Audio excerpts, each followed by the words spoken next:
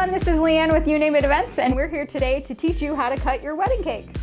We've been doing weddings almost 10 years. Over the course of that time, we've had so many couples who come in from their introductions, they're so excited to celebrate with their family and friends, and they walk up to a giant cake in the middle of their dance floor with all eyes on them, and they have no idea what to do.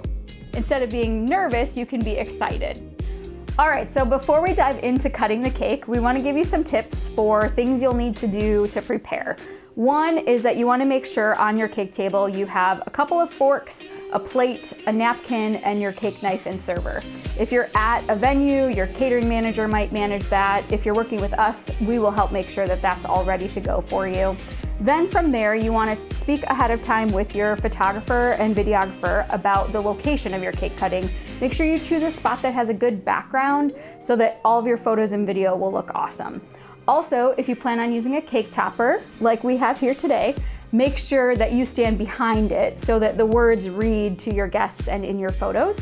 Most cakes also have a front and a back, a part that's more decorated than the other parts, so face that forward as well. Make sure that your photos and video are gonna look awesome.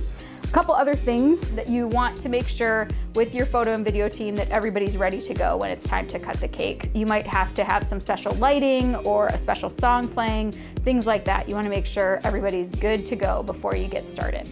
You want to cut the bottom layer. It's usually the largest layer and the most stable layer, so the easiest to cut.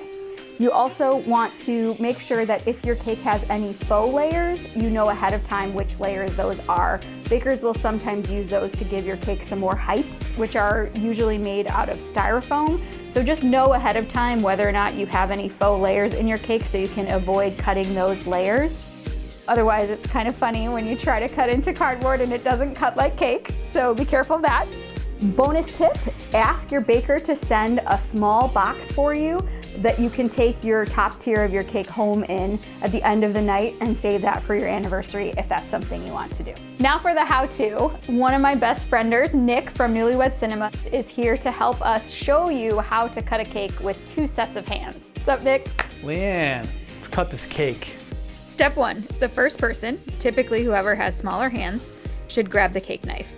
The second person should wrap their hands, or just one hand if that feels more natural, around the first person's hands. Step 2, make 2 cuts side by side, about 1 to 2 inches apart, and then 1 cut that connects those 2 cuts so you have a nice rectangle shape ready to be removed from the cake. Pausing here for a quick smooch, smile for your photographer, or taking in the moment is a great idea as well. At this point, it's okay if one person finishes the plating of the cake. That person should grab the server and lift the cake slice out and onto the plate. Last step, once you have your cake plated, grab your forks and feed each other. Keep those photo ops rolling. Once you're done, just walk away and let your vendors handle the rest.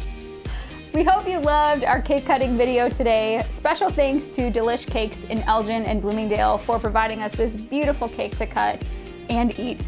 Thanks also to Floral Wonders for giving us floral for our shoot. And of course, thanks to Nick from Newlyweds Cinema for both helping me cut the cake and also making this awesome video. This is Leanne from You Name It Events. Happy planning.